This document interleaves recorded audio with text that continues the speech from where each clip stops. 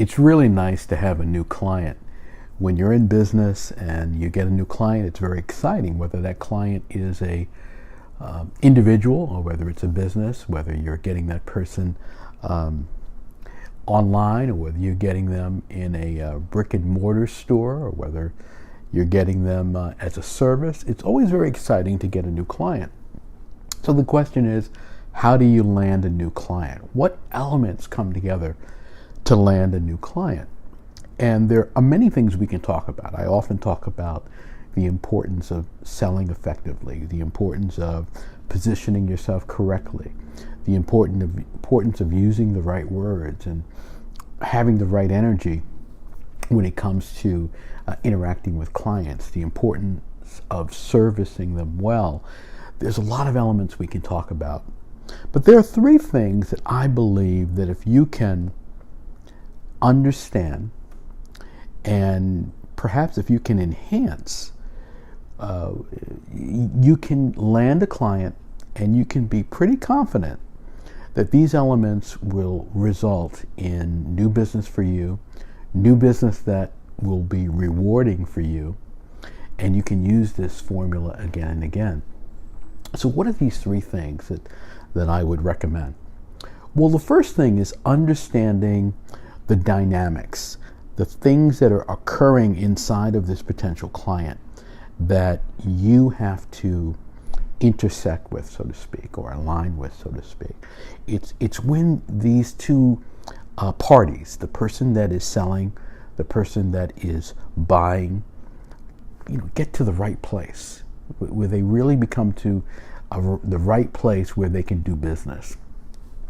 And sometimes you can't get there because you're trying to force these elements. But here's what you should be looking for.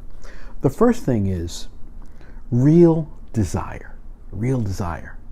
I don't like hearing this, but when a prospect says, "I'm not interested," they're being, I guess, candid in the way they feel. They don't feel a level of interest in what's being offered. Now, I don't like that phrase because I feel you should always be interested and curious and want to learn more and want to explore more, because that's the way I am. But there are many folks out there, they can't move on anything until that desire is really clear. So that's what you're looking for, desire. Now, can you enhance that? Yes. Can you, in some ways, create that in someone? Yes. I mean, if you have a product that no one knows about, we often talk about the idea of creating demand, similar to creating desire. So you're looking for desire in someone. And that's where you ask probing questions. That's where you identify, well, are you in the market for a house? How old are your kids?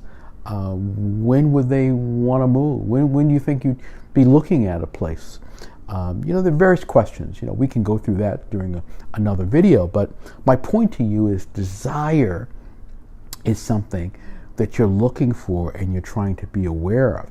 So when you're having conversations with someone, that's what you're listening for. What do they desire? What are they trying to accomplish? What are their goals? What are they, if you want to use the word struggle, what are they struggling with that you can help them with? Desire. Desire is a very important element. Now, once you sense that there's some desire, what's really important is chemistry, because a person can have desire and not have the right chemistry with you. So that's the second piece of this, is making sure that there's chemistry. Now, you can, of course, work on these items in another order. Let's say, for example, you connect with someone, you build rapport, you develop a great chemistry, and through that chemistry, you identify their desire. That's an example of how you can take the second issue, put it up front, and understand where you are with a prospect and move that conversation along. Chemistry means, hey, wow, you grew up in that area as well? You went to that school? I have 2 kids too.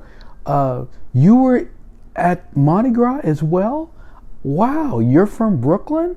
My goodness, chemistry. And I find that chemistry is so important because it's almost like an accelerator. You know, last year I was having a conversation with someone, and he was asking me to speak at his event, and he was apologetic because he hadn't followed up with me. He did want me to participate, but he was apologetic, and he said, I'm from New York, and that immediately created a chemistry between he and I. And I said, oh yeah, where? And he said, I grew up in Brooklyn. And I said, so did I. And he started to name the streets that I used to walk as a kid.